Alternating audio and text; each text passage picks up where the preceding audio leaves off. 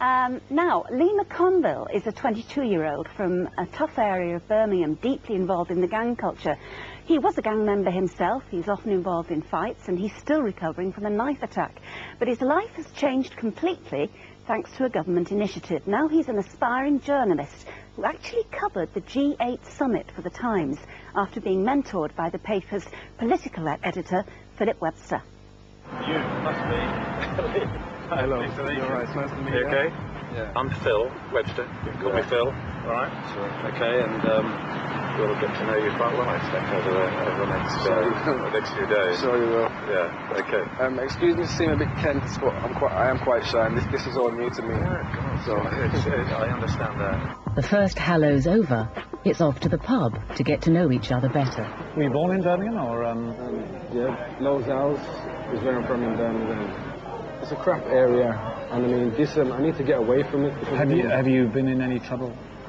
Serious? Yes and no. I mean, you always got someone who wants something that you've got. One thing can escalate to another, and before you know it, you could be lying on the floor with a knife in your. Or you could. Has there been much knife crime? Are you aware of much knife crime? Yeah, around that there's area? loads. Lately, there's been a lot of gun crime as well. I mean, one of my friends was shot on his 20th birthday. Jeez.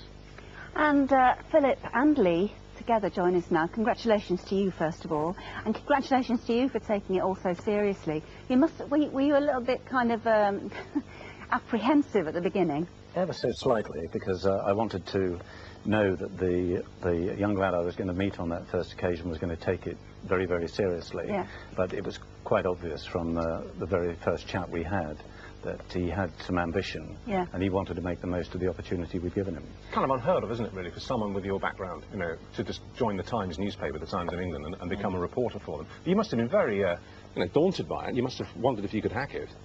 Well, at first, I didn't know if I'd live up to the expectations. But I was nervous throughout the whole thing because I'd never done anything like that before, journalism, you know, everything. I was doing video diaries every day, also radio interviews. I mean, the nerves are still there, but the more I do, the better I get. So. But what was your life like before all this? Well, last year I went through a really bad patch. I had my hand slashed in a fight. I also lost my son due to a miscarriage. A friend of mine was shot dead on his 20th birthday.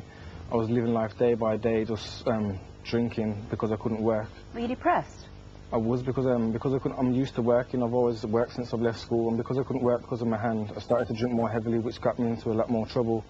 And I had no sense of direction. Then I turned to a company called Fairbridge, and they helped me get my life back on track. Right, this Fairbridge thing, can you explain what it is between you? Is it... It's a charity-based organisation put together to help young people with any support or help they may need. And it basically helps them get their life back on track, and it's certainly done that for me. But when you turned up for work at the Times headquarters, I mean, you were walking into a world that you'd never experienced before. Guys like him, which you presumably wouldn't ever have met people like him before. You know, sort of suited, booted professionals. You know, working at quite an intelligent level. You know, and you went in there and had to hold your own. That must have been quite a shock to you.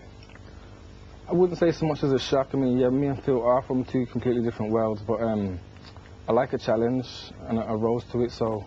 You certainly did. We've got your first byline here. This is from the Times, Friday, June the 8th, 2007, this year.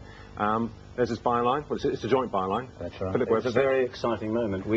I sent Lee off to see a meeting between George Bush. It was their last meeting, George Bush and Tony Blair. And I said, look, just go along, get some colour for me, give me a call, and report back. Well, and that's how we got his joint byline. Let's have a look. What happens in life? We'll move on. Thank you all. It's a lot to take in.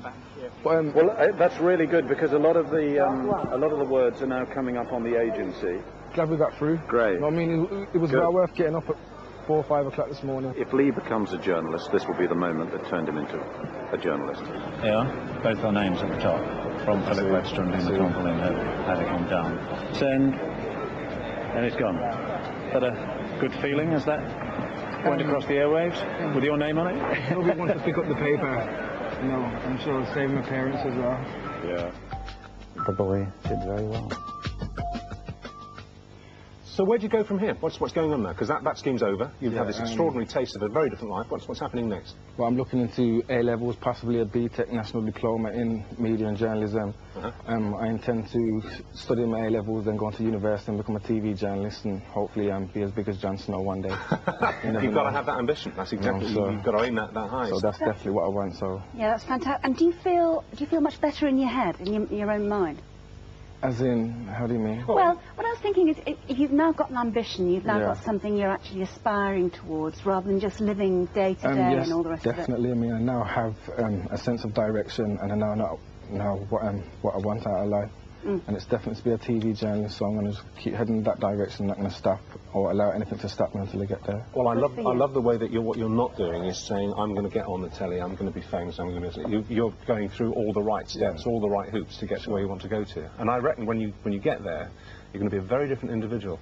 Your personality will change, won't it? I've no doubt from spending the last 6 weeks with Lee that he's going to make it. He was very brave to do this, quite apart from meeting me for the first time, going through all of that. Because we were promoting this with a documentary, he had a television crew following him around all the time as well. He reacted very well to that.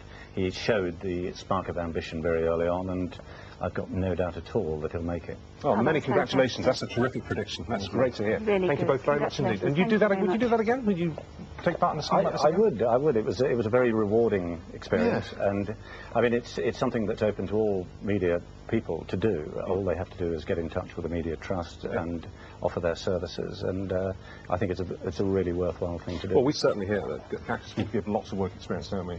Differing periods of time, and it really does help change people's lives. They go on to do great things. You will too. Congratulations. Thank you. Well, stay with us because we're talking weddings in a minute.